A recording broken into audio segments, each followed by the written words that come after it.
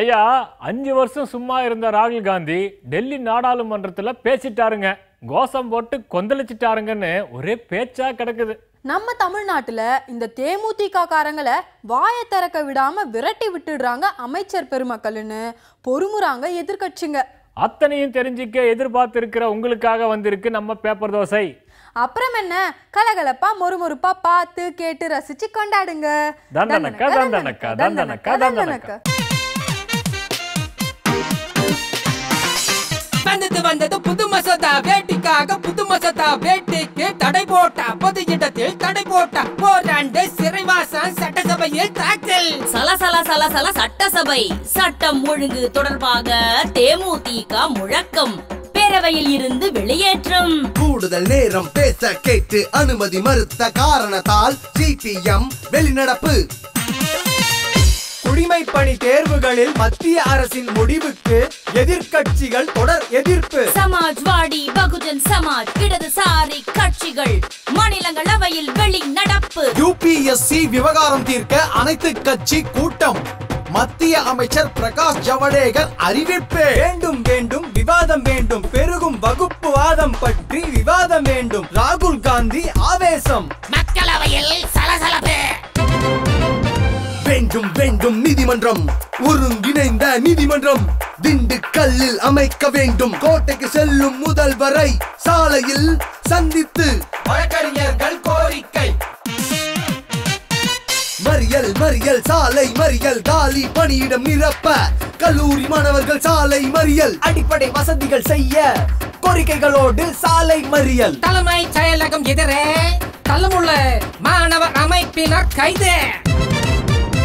தஞ்சை மாவட்டம் நாச்சியார் கோவிலில் புதிய தாலுகா உருவாக்க வேண்டும். பொதுமக்கள் கோரிக்கை. வணிகர்கள் கடையடைப்பு. வேண்டும் வேண்டும் வேலை வேண்டும், தமிழர்களுக்கு முன்னுரிமை வேண்டும். சென்னை மாநகரில் தமிழர் அமைப்பினர் பேரணி. திருநெல்வேலி, தூத்துக்குடி மாநகராட்சி மேயர் பதவி, சங்கரன் கோவில், ராமநாதபுரம் நகராட்சி தலைவர் பதவி, காலியாக உள்ள உள்ளாட்சி பதவிகளுக்கு செப்டம்பர் 18 தேர்தல். வேட்புமனு தாக்கல் துவங்கியது, ஆணையம் அறிவிப்பு.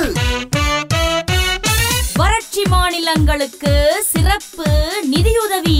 விவசாய அமைச்சர் ராதா மோகன் சிங் அறிவிப்பு. பங்கு சந்தையை முறைப்படுத்தும் செபிக்கு கூடுதல் அதிகாரம், நிதியமைச்சர் அருண் ஜேட்லி அறிவிப்பு.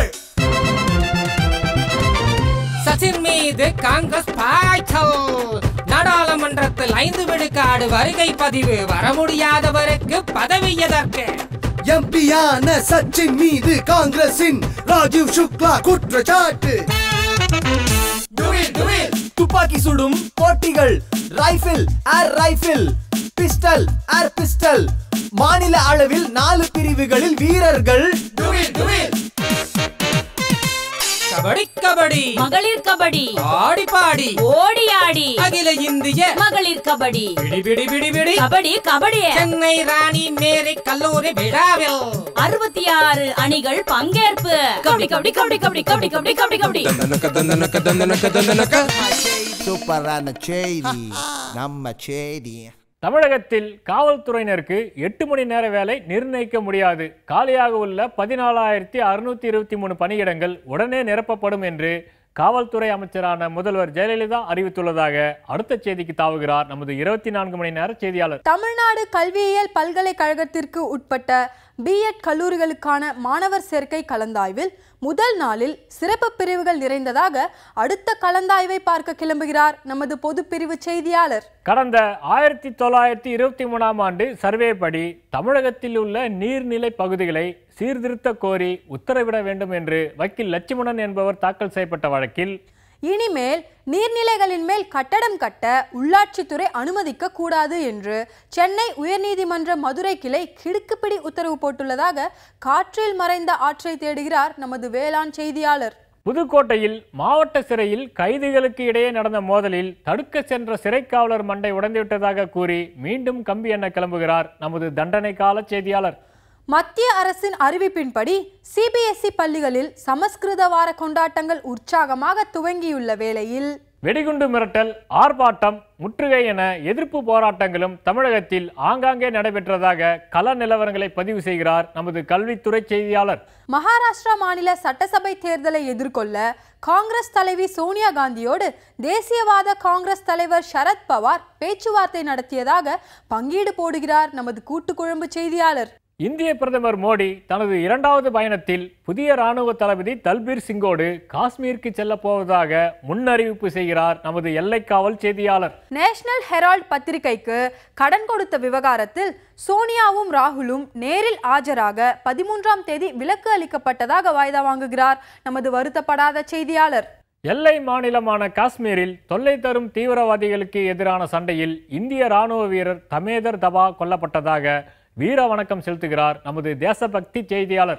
வேலையில்லா பட்டதாரி படத்தில் செயின்ட் ஜான்ஸ் பள்ளிக்கூடம், ராமகிருஷ்ண மிஷன் பள்ளிக்கூடம் பற்றிய வசனம் பல்வேறு எதிர்ப்புகளை விலை கொடுத்து வாங்க சர்ச்சைக்குரிய அந்த வசனம் கட் செய்யப்பட்டதாக கூறி அடுத்த காட்சிக்கு தாவுகிறார் நமது மக்கள் கருத்தை மதிக்கும் செய்தியாளர் என்று கூறிக்கொண்டு நாங்களும் அடுத்த செய்திக்கு தாவுகிறோம்.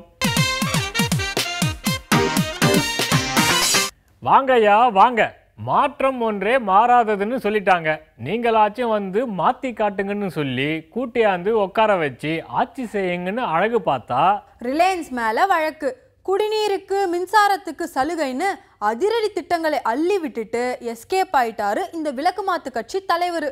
அப்புறம் என்ன, ஆட்சியும் போச்சு, தினசரி காட்சியும் போச்சு, உன்னால நான் கெட்டேன் என்னால நீ கெட்டன்னு முடக்கி வச்சிட்டாங்க சட்டசபையை. அடுத்ததா தேர்தலை நடத்துங்க, டெல்லியை ஒரு கை பார்க்கறோம்னு மல்லு கட்டுறாரு கெஜ்ரிவால். வாங்க பாப்போம். அரவிந்த் கெஜ்ரிவால் என்று அழைக்கப்படும் கெஜ்ரிவால் இப்போ அழுகினி கெஜ்ரிவாலா மாறி இருக்கிற செய்தி தான் டெல்லி மட்டும் இல்லைங்க, இந்தியா முழுக்க பரவி கிடக்கிற ஹாட் டாபிக். ஆரம்பத்தில் இவர் எல்லாரும் கெத்தா பார்த்து பிரமிச்சு போனாங்க. கட்சி தொடங்கின 6 மாசத்துல விருன்னு விஸ்வரூபம் எடுத்தாரு கெஜ்ரிவால். இத்தனைக்கும் இவரோட குரு அண்ணா ஹசாரே இவருக்கு எதிராக ஆவேச அறிக்கைகள், கூட்டங்கள், நேரடியா மறைமுகமா தாக்குதல்கள்னு எவ்வளவோ செஞ்சாலும் டெல்லி மக்கள் மனசுல ஆணி அடிச்சு உட்கார்ந்தாரு அரவிந்த் கெஜ்ரிவால். காலங்காலமா டெல்லியை தன் கைப்பிடியில் வச்சிருந்த காங்கிரஸ் கட்சி கலகலத்து போக அப்ப நடந்த டெல்லி சட்டமன்ற தேர்தலில் பாஜகவுக்கு அடுத்தபடியா வந்து பலரையும் அண்ணாந்து பார்க்க வச்சது ஆம் ஆத்மி கட்சி. காவி கட்சி அதிக சீட்டு வாங்கினாலும் கை கெட்டினது வாய் கெட்டாத குறையா ஆட்சி அமைக்க முடியாத நிலை. ஒரு வழியா முதல்ல முரண்டு பிடிச்சாலும் அப்புறமா காங்கிரஸ் கட்சி துணையோட அரசு பதவியில் அமர்ந்தாரு அரவிந்த் கெஜ்ரிவால். அதுக்கப்புறம் நடந்ததெல்லாம் கலகல காமெடி காட்சிகள். முதல்வராக இருந்து செயல்பட வேண்டியவர் தெருமுக்கு வந்து மைக்கு பிடிச்சு போராடினாரு. முதல்வர் பதவியும் ராஜினாமா பண்ணாரு. அப்புறம் நாடாளுமன்ற தேர்தலில் பலத்த தோல்வி அடைஞ்சதும் மக்கள் கிட்ட பகிரங்கமாக மன்னிப்பு கேட்டார். இப்போ மறுபடியும் டெல்லிக்கு ராஜா ஆகணுங்கிற ஆசை கெஜ்ரிவாலுக்கு வந்திருக்கு. மீசையில் ஓட்டின மண்ணை தொடச்சிட்டு ஆசையை நிறைவேற்ற கிளம்பியிருக்காரு. இதுக்கிடையில மத்தியில் ஸ்ட்ராங்காக ஆட்சி அமைச்ச பாஜகவும் பல்லாங்குழி விளையாட ஆரம்பிச்சிருக்கு. காங்கிரஸ் கட்சி எம்எல்ஏக்களையும் ஆம் ஆத்மி எம்எல்ஏக்களையும் விலைக்கு வாங்கி டெல்லியில் பாஜக ஆட்சி அமைக்க போகுதுங்கிற சந்தேகம் கெஜ்ரிவாலுக்கு வந்திருக்கு. இதை பாஜக தலைவர் ராஜ்நாத் சிங் மறுத்தாலும் அது அப்படித்தான் அப்படின்னு அடம் பிடிக்கிறாரு அரவிந்த் கெஜ்ரிவால். அப்படி ஒரு எண்ணம் இல்லைன்னா உடனடியாக கவர்னர் ஆட்சிக்கு கல்தா கொடுத்துட்டு தேர்தலை தில்ல நடத்த வேண்டியதானே அப்படின்னு கேட்குறாரு கெஜ்ரிவால். இதுக்கிடையில் டெல்லி ஜந்தர் மந்தர் பகுதியில் ஆம் ஆத்மி ஊர்வலத்துக்காக போஸ்டர் ஒட்டின கட்சிக்காரங்களை அரெஸ்ட் பண்ணியிருக்கு போலீஸ். இதெல்லாம் போங்காட்டம், அரசியல் உள்நோக்கம் இருக்குன்னு கண்ணு சிவந்திருக்காரு கதர்குல்லாக்காரரு. அர்ஜுனன் வில்ல விடுறப்போ கிளியை மட்டுமே பார்த்த மாதிரி டெல்லியை தக்க வச்சுக்கிறதுல கில்லியா இருக்கணுங்கிற முடிவுக்கு வந்திருக்காரு கெஜ்ரிவால். அதனால ஹரியானா, மகாராஷ்டிரா, ஜார்க்கண்ட், ஜம்மு காஷ்மீர்ல நடக்க போற சட்டமன்ற தேர்தல்களில் போட்டியிட மாட்டோம்னு அறிவிச்சிருக்காரு. பாஜகவும் காங்கிரஸும் தோல்வி பயத்துல தேர்தலை சந்திக்காம ஓடுது. அதனாலதான் டெல்லி சட்டசபையை கலைக்க அனுமதிக்கலன்னு சொன்னவர் ஒரு வாரம் கெடுத்தரோம். அதுக்குள்ள சட்டசபையை கலைக்கலனா வீடு வீடா போய் கையெழுத்து இயக்கம் நடத்தி தலையெழுத்தையே மாத்திடுவோன்னு கெடு விதிச்சிருக்காரு கதர்குல்லாக்காரர். நீங்க தனியா நின்று ஜெயிச்சிங்களா, நாங்க தனியா நின்று ஜெயிச்சோமா? உங்க வெற்றிக்கு எங்களோட உழைப்பு காரணமா, எங்களோட வெற்றிக்கு உங்களோட உழைப்பு காரணமா? தினம் தினம் குத்தங்குறை சொல்லியே ஓடிக்கிட்டு இருக்கு சட்டமன்றமும் நாடாளுமன்றமும். மக்கள் நலத்திட்டத்துக்கு நல்லது கெட்டது எத்தனையோ இருக்க நம்ம அரசியல்வாதிங்க சொல்றத கேளுங்க. இதுல நாம சொல்ல என்ன இருக்கு?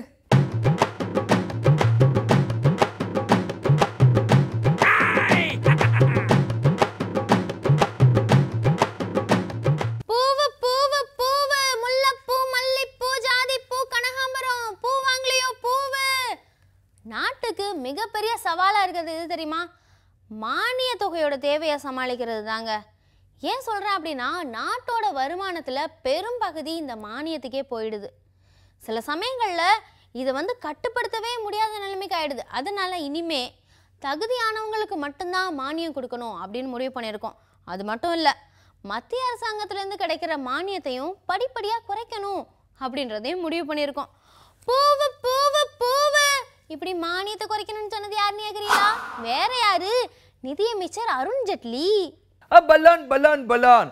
ராஜ்யசபாலாம் பார்த்தீங்கன்னா வயசான உறுப்பினர்கள், அதாவது அவங்க வசதிக்கு தகுந்த மாதிரி, அங்கே உடல் வசதிக்கு தகுந்த மாதிரிலாம் நிறைய இருக்கைகள் இருக்கும். அவங்களுக்கு தனியான இடம் ஒதுக்கிட்டு வச்சிருப்பாங்க. இதை நானே கண்ணால் பார்த்துருக்கேன். ஆனால் அந்த சட்டசபையில் பாருங்க, அந்த மாதிரி எந்த ஒரு வசதியுமே இல்லைங்க. எனக்கு கூட சட்டசபைக்கு போகணும் ரொம்ப ஆசையாக இருக்குது, ஆனால் முடியலையே. இத்தனைக்கும் நானும் தமிழக முதலமைச்சர் ஜெயலலிதாவும் ஒரே குடும்பத்தை சேர்ந்தவங்க. என்ன யோசிக்கிறீங்க? அதாங்க, 2 பேருமே கலை குடும்பத்தை சேர்ந்தவங்க தான். அவங்க கலை குடும்பத்தில் இருக்கிறப்ப நீங்கள் எப்படி இருக்கீங்க, நல்லா இருக்கீங்களா? நானே பல தடவை அன்பு பாராட்டி நல்லா விசாரிச்சிருக்கேன். என்ன பண்றது? பலோன் பலோன் பலோன் இப்படி சொன்னது நான் இல்லைங்க, திமுக தலைவர் கலைஞர் கருணாநிதி.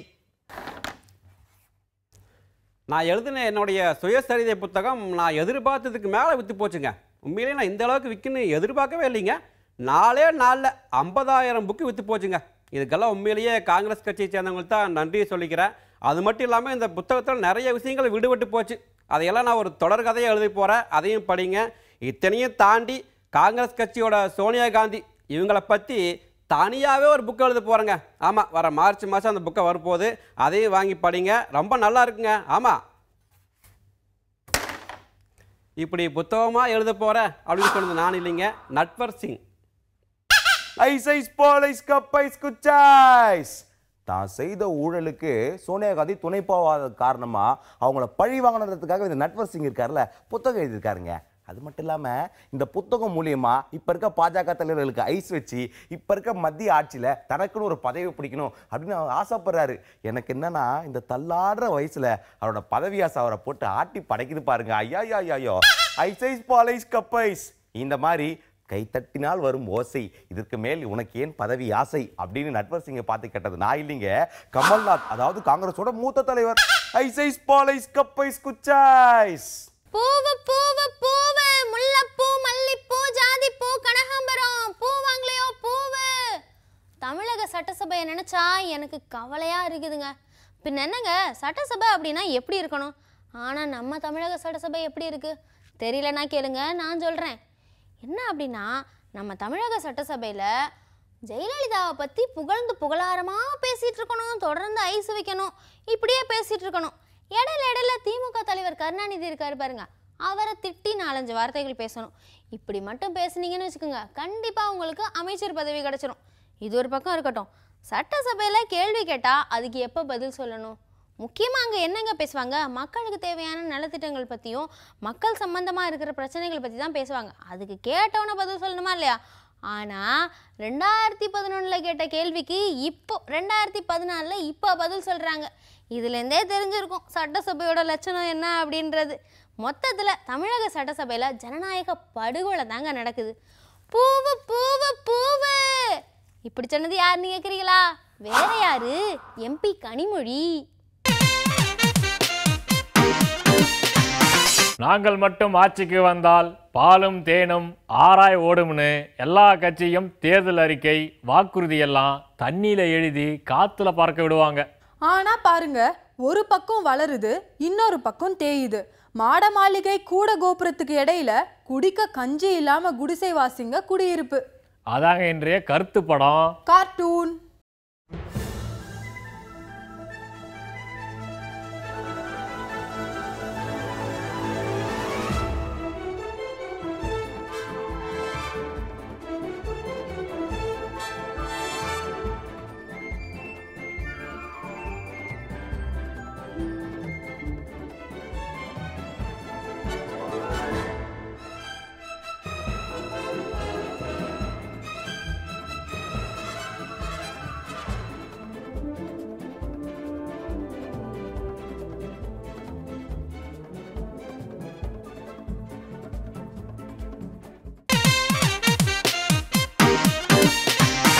பண்ண சின்ன பண்ணி நீங்களும் அன்னைக்கு வண்டி வாங்குறதுக்காக போனீங்களா? என்னாச்சுங்க டவுனுக்கு? அதை ஏன்ப்பா கேட்குறேன்? சும்மா வண்டி வாங்கி கொடுன்னு ஒரே தொந்தரவு. நம்மளுக்கு தான் வீட்டில் ஒரு வண்டி இருக்குதுல்லப்பா, அற்புதமான மொப்பட்டு, எவ்வளோ அழகா நிக்குது. மொப்பட்டுன்னு சொல்லுங்க, இந்த அற்புதம்லாம் சொல்லாதீங்க. அது எவ்வளவு வருஷம் ஆச்சு வாங்கி? என்னப்பா இப்பதான் ஒரு 40 வருஷம் ஆச்சு. அது இந்த காலத்து பையனை கொடுத்து ஓட்டுனா ஓட்டுவாங்களா தெரியாம கேட்கறேன். ஏப்பா அந்த வண்டி வாங்குறதுக்கு இங்க அப்பாட்டு நான் எவ்வளவு அடம் பிடிச்சி எவ்வளவு கஷ்டப்பட்டு அந்த வண்டி வாங்கினேன். உண்மையிலேயே அந்த ஊர்லயே நான் தான் முதல் மொப்பட்டு வாங்கினது. நீங்க முத மொப்பட்டு வாங்கினது உண்மைதான். ஆனா அந்த காலத்துல உங்க அப்பா உங்களை வில்லு வண்டி ஓட்டுன்னு சொன்னார்ல? ஆமா. நீங்க வில்லு வண்டி ஓட்டாம இந்த வண்டி வாங்குனீங்க. உங்க அப்பாவோட வில்லு வண்டி பெருமை தானே?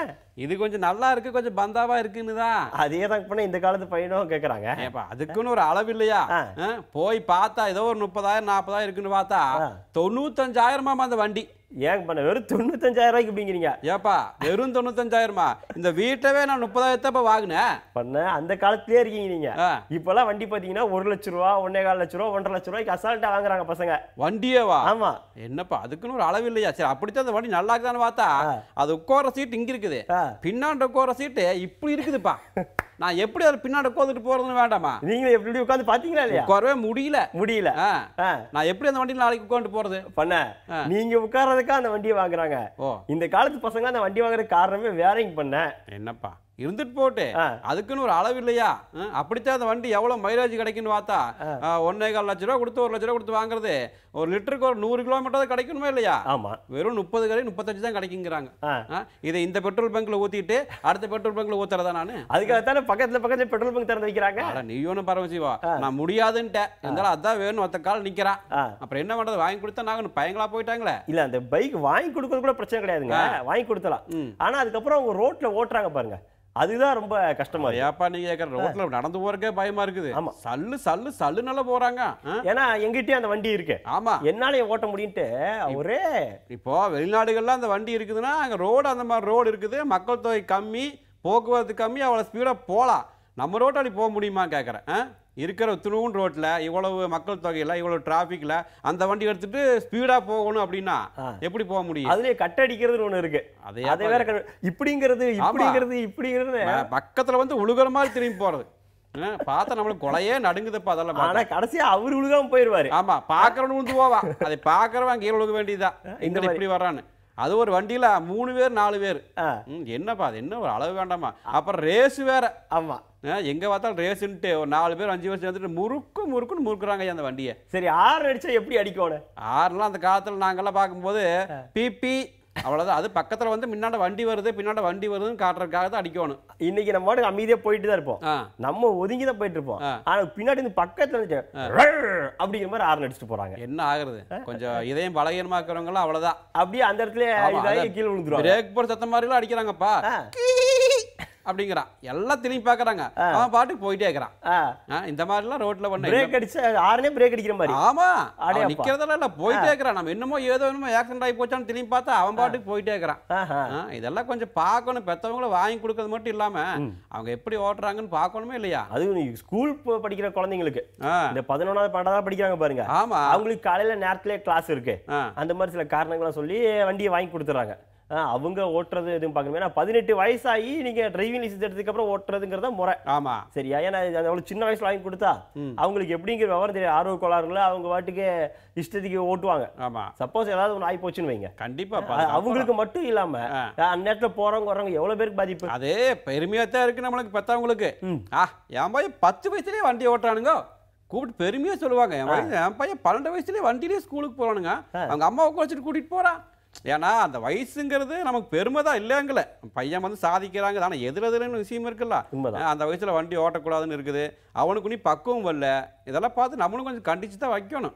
அவன் ஆசை தான் படுவா, செல்லமா தான் கேட்பான், இருந்தாலும் நம்ம விடக்கூடாது. உண்மைதான். அப்படியே நீங்க ரேஸ் வைக்கிறதா இருந்தா நீங்க நல்லா ஓட்டுறா இருந்தா நல்லா பயிற்சி எடுத்து இந்த நிறைய ரேஸ் பந்தயங்கள்லாம் நடக்குது. அதான் அந்த ஃபார்முலாவாங்களா அங்க போய் கலந்துக்கலாம்.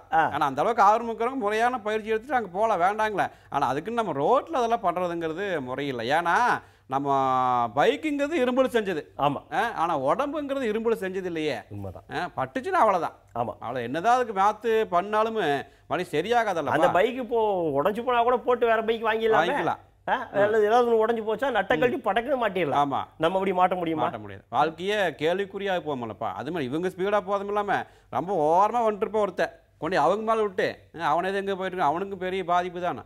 அதனால் முடிஞ்ச அளவுக்கு இந்த ரேஸு அது இதுன்னு வண்டி ஓட்டுறது கொஞ்சம் தவிர்த்துட்டு பெற்றவங்களும் கொஞ்சம் கண்காணிச்சுக்கோணும். வண்டிகளை பையங்களுக்கு வாங்கி கொடுக்கறது மட்டும் இல்லாமல் எங்கே ஓட்டுற எப்படி ஓட்டுறான்னு கொஞ்சம் கண்காணிச்சா கொஞ்சம் நல்லா இருக்கு. நல்ல விஷயம் சொன்னீங்க.